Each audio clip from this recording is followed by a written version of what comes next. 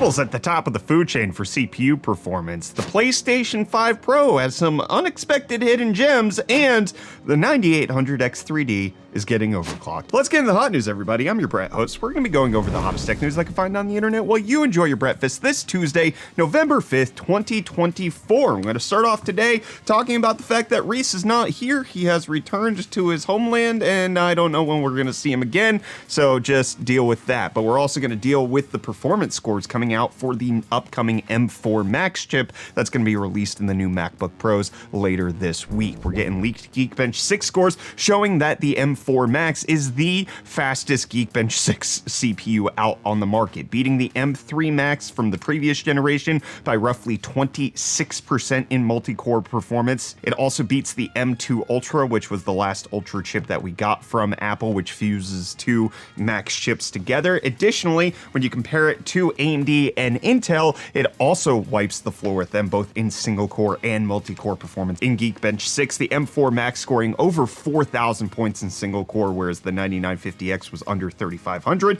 and the 285K and 14900K were also below that. Multi-score performance also performing very well, coming in at 26,000, beating out basically everything else that's out on the market. So obviously this doesn't translate to every application, but Apple's known for making good acceleration in their operating system for making use of all this hardware as well. So it's safe to say that this is going to be a very performant chip for a lot of people, and I'm excited to get my hands on mine because I did happen to order an M4 Max laptop, and I want to see how it actually performs. But also some more Apple news coming out. They acquired the company Pixelmator, which is a Photoshop competitor, which likely will be used to potentially dethrone Photoshop and Adobe from all of the things that they've been doing, especially with the price gouging that they've been doing lately. And this has led to calls of people wanting Apple to bring back their previous Photoshop competitor of Aperture, potentially fuse that and make it so that there's legitimate, viable competitors out there. Apple already offers Final Cut. Potentially going back to the Aperture Pixelmator route would be something that could help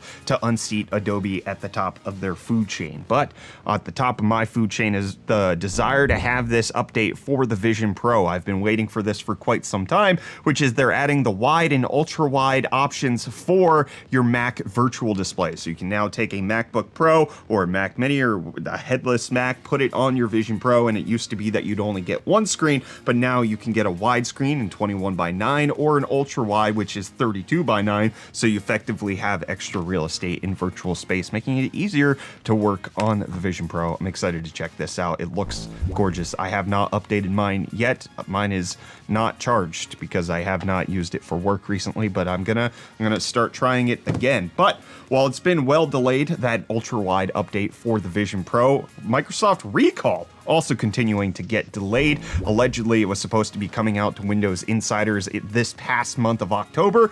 That never happened, and so now Microsoft's saying, December, we're working to make sure it's a secure and trusted experience and that you're going to want to use it. Which likely, if it's not hitting Windows Insiders until December, the mainstream people are not going to get Windows Recall until sometime in 2025. Not necessarily holding my breath for this beta to come out in December anyways, especially with how many benchmarks that they've already missed. But speaking of a company that's missed benchmarks and kind of made their customers not necessarily all that happy, Humane's back in the news. We kind of talked recently about how they're looking to offload their AI operating system to somebody to license it out. HP is an alleged buyer, but now they also have to recall their charging packs because they can catch fire and melt, and it's a bad thing. Humane blaming the battery cell, saying it's not a hardware design fault on their part, it was actually quality control issue. So in case you have yours, out of the very few people who do, get your recall for that. Speaking of very few people who have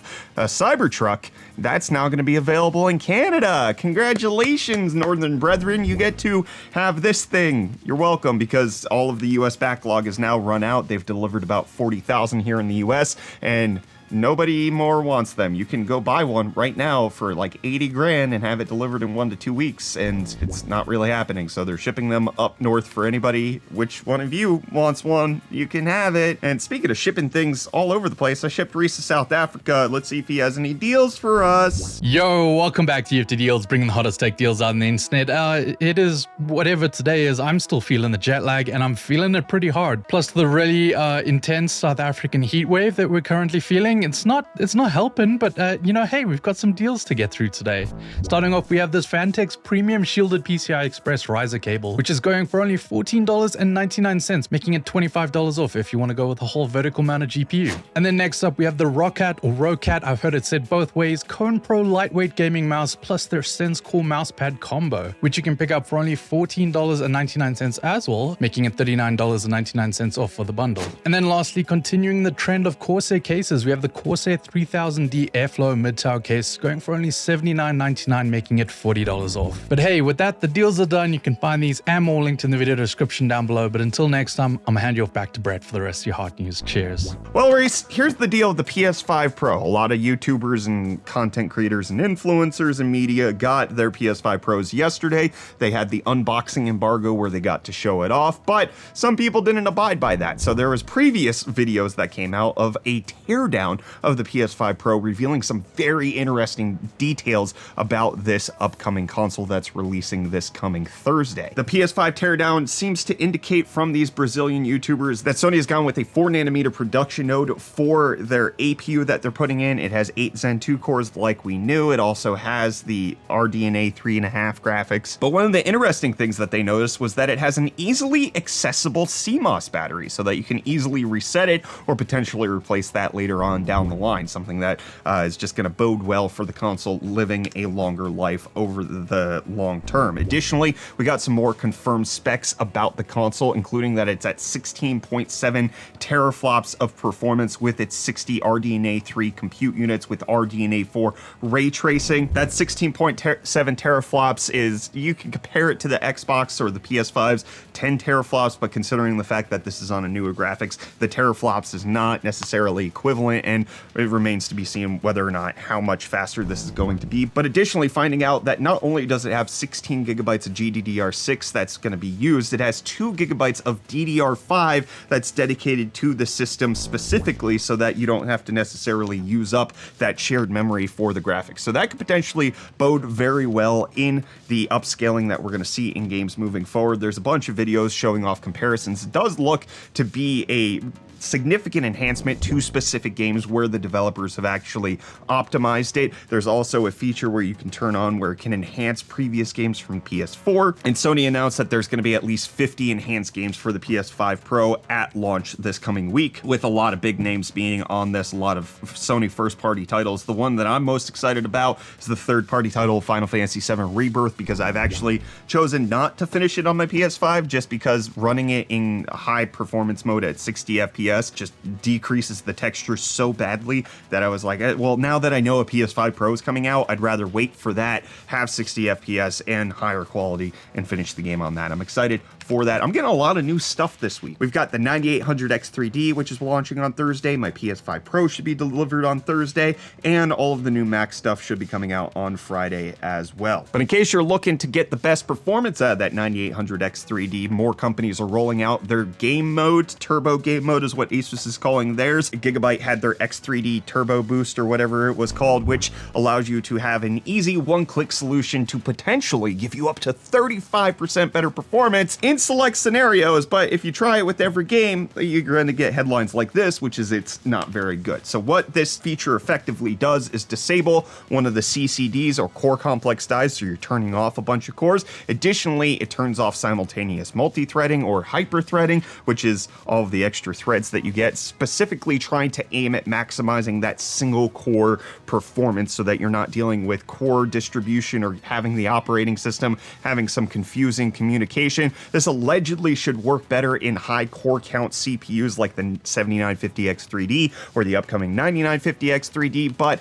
as being found out by various different outlets, it doesn't work in every game. It's not necessarily like Windows is already kind of efficient at dealing with this. They're finding that this turbo game mode actually decreases FPS as well as the minimum FPS, making it very difficult to see whether or not it works. And the fact that you have to enable it in the BIOS and not a Windows setting makes it so that you're going to have to flip-flop, and it's going to be difficult for the end user to actually implement this in a way that's effective. But one of the things that you could effectively do with the 9800X3D, after rumors that I didn't really want to report on, but now we're seeing is potentially confirmed, is that it's going to have overclocking capabilities thanks to the redesign of the 3D V cache, the 9800X3D, getting tested out with a 5.46 gigahertz clock, which is an overclock of 260 megahertz, which is significantly more than what you could get on the 7800X3D because that was effectively zero. AMD did not allow any sort of core overclocking to happen on those chips because it was going to be bad for voltage and the entire stability of the platform, but it does look like the 9800X3D